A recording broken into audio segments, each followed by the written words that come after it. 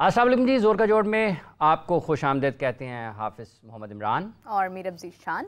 और पाकिस्तान के champions trophy का स्क्वाड इस वक्त सबकी निगाह में है कि होता क्या है।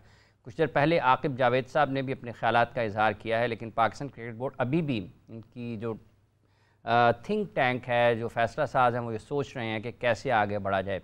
आज के सेशन में मेरा ख्याल है इसी पर बात करते हैं मीरब, और इसके साथ साथ जो भी क्रिकेट इस वक्त हो रही है उस पर भी गुफ्तगू करते हैं कि कैसे पाकिस्तान के मुस्तकबिल में नौजवान खिलाड़ी क्या सामने आ सकते हैं या नहीं आ सकते हैं, और साइम अयूब की इंजरी से कितनी मुश्किलात पाकिस्तान के लिए हो सकती हैं।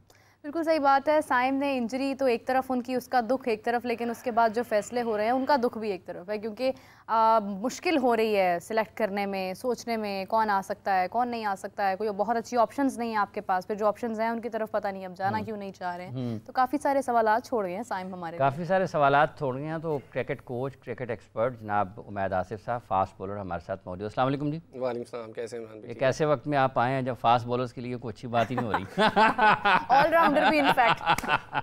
नहीं इंशाल्लाह अच्छा करेंगे जो भी आएगा जी। मजमूई तौर पर अगर आप देखते हैं पाकिस्तान भर में, चूँकि इस मरतबा जो सीज़न हुआ उसमें मूसा खान ने 5 मैचेस में 38 आउट कर दिए। अली रज़ा का नाम बहुत अच्छा सुनने में आ रहा है, वो इधर इसी रीजन से भी आए जहाँ से आप खेलते भी रहे हैं, और उसके अलावा भी जो फर्स्ट क्लास क्रिकेट है उसमें प्लेयर्स फास्ट बॉलिंग के शोबे में नज़र आ रहे हैं। तो इस एक शोबे में आपको लगता है कि आने वाले 1, 1.5, 2 साल में कुछ अच्छी चीज़ें पाकिस्तान को मिल सकती हैं? अच्छी चीज़ों से मुराद अच्छे फास्ट बॉलर जिनके ऊपर हम इंतज़ार कर सकते हैं। जी ज़रूर। देखें अभी चैम्पियंस टूर्नामेंट्स हो रहे हैं, एक अलहदा से स्ट्रक्चर आई थिंक चेयरमैन की उसमें सुपरविजन में उन्होंने अनाउंस किया हुआ है, और हम 2 टूर्नामेंट्स खेल भी चुके हैं, वनडे भी खेल चुके हैं और T20 भी खेल चुके हैं। आई थिंक ये बड़ा प्लान है, एक 3 years प्लान है काइंड ऑफ। उसमें उन्होंने हमें प्लेयर्स दे दिए हैं कि ये आपके पास प्लेयर्स हैं और आपने इनको तैयार करना है, इंटरनेशनल स्टैंडर्ड की प्रोडक्ट बनाना है। तो उसमें काफ़ी काम हो रहा है। हमारा हर जो टीम है उसके पास उनका अपना हाई परफॉर्मेंस सेंटर होगा, वहाँ पर प्लेयर होंगे जितने भी हैं, जो उनकी कमी पेशी हैं, जो उनमें बेहतर होने वाली चीज़ें हैं, उन पे काम होगा।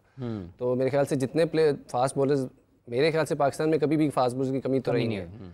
ठीक है, मसला सिर्फ ये होता है कि हम उनको ग्रूम कैसे करते हैं, या हम उनका टेक केयर कैसे करते हैं, उनकी इंजरी का ख्याल रखते हैं, उनकी जो फिटनेस है उस पर कैसे उनको लेके चलते हैं।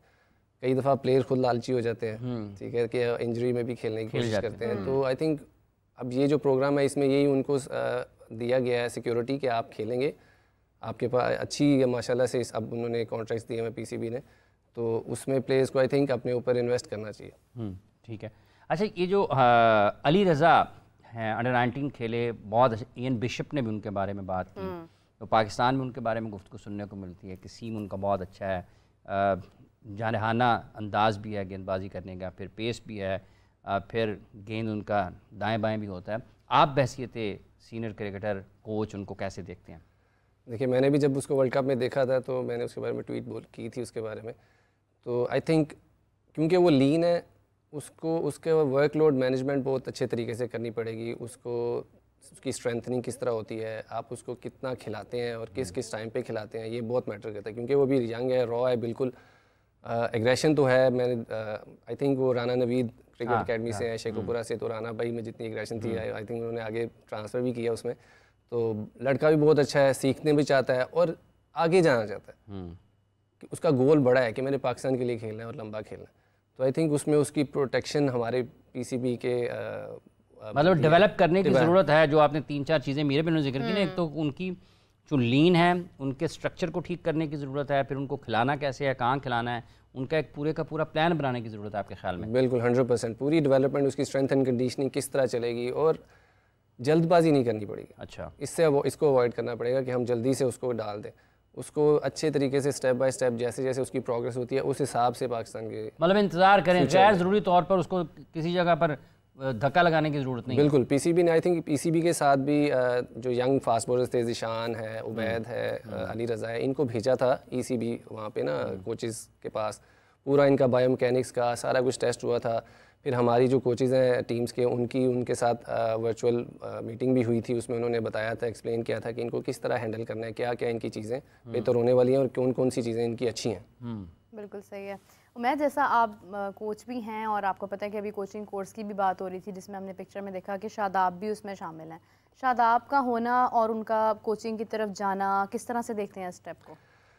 देखें, जो फर्स्ट लेवल 1 लेवल 2 कोचेज़ है, ये जो करंट प्लेइंग क्रिकेटर्स हैं उनके लिए भी बहुत अच्छा होता है। क्योंकि आपको कई दफ़ा आप क्योंकि खेल रहे होते हैं उस एलीट लेवल पे खेल रहे होते हैं, आपको कई दफ़ा वो बेसिक्स आप भूल जाते हैं कि आपको पता नहीं चल रहा होता कि मैंने अपनी ये चीज़ कैसे ठीक करनी है।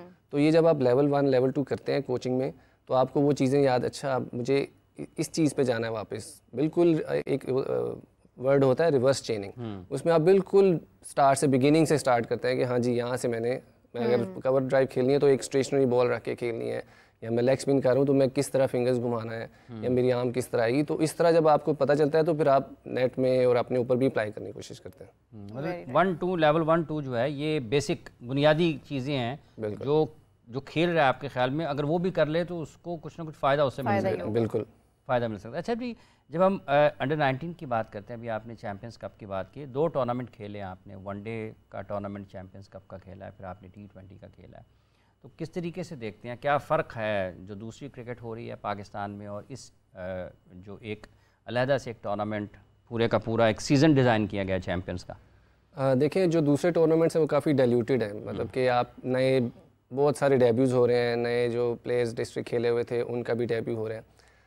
जो चैम्पियंस है वो जो प्लेयर्स खेलते आ रहे हैं अंडर 35 हैं मोस्टली, उनकी परफॉर्मेंस की बेस पे उनको ये कॉन्ट्रैक्ट्स मिले हैं और वो 150 प्लेयर्स हैं, और इंक्लूडिंग जो इंटरनेशनल जो हमारे सेंट्रल कॉन्ट्रैक्ट में प्लेयर्स हैं, तो जब उनके साथ खेल रहे हैं तो उनकी डेवलपमेंट इंटरनेशनल वाली की जा रही है। ठीक है, अब जो नीचे है वो उसको एज आप अकेडमी ले लें कि वहाँ से जब अगर कोई टैलेंट रॉ निकलता है तो आप वो अच्छा परफॉर्म करेगा तो इधर आएगा, इधर से परफॉर्मेंस करेगा तो पाकिस्तान में जाएगा। बेसिकली प्लेटफॉर्म एक जो है वो बनाया गया है।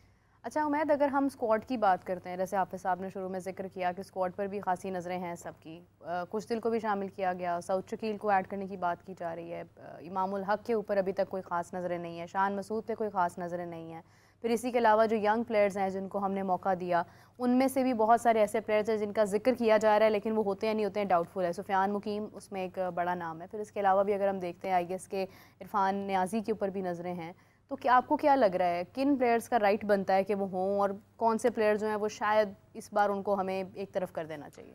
देखिए, हम पिछली सीरीज़ जो है वो अच्छे तरीके से जीते हैं। साइम की जो इंजरी है वो एक अनफॉर्चुनेट इंसिडेंट है, लेकिन हमारे पास आई थिंक बैकअप है कि हम अच्छा कर सकते हैं क्योंकि वो परफॉर्मर भी हैं जो खेल रहे हैं और जो खेलते आ रहे हैं। अभी उन्होंने पिछले टूर्नामेंट्स में भी परफॉर्म किया है, फ़खर ने भी किया है, फ़खर बाहर अभी वो T20 में भी खेले, ILT में भी उसने कल परसों एक बड़ी अच्छी 50 की है, तो वो फॉर्म में है। इमाम जो है उनकी already average 50 plus I think, तो 48 पॉइंट समथिंग है इंटरनेशनल में। एग्जैक्टली तो वो कॉन्फिडेंस होता है कि आपके पास पहले से प्लेयर एक खेला हुआ इंटरनेशनल, तो आप उसको वापस लाते हैं तो उसका कॉन्फिडेंस वो होता है खेलने वाला। बाकी जितने प्लेयर्स हैं आई थिंक जो परफॉर्मर्स हैं उनको मौका ज़रूर मिलना चाहिए।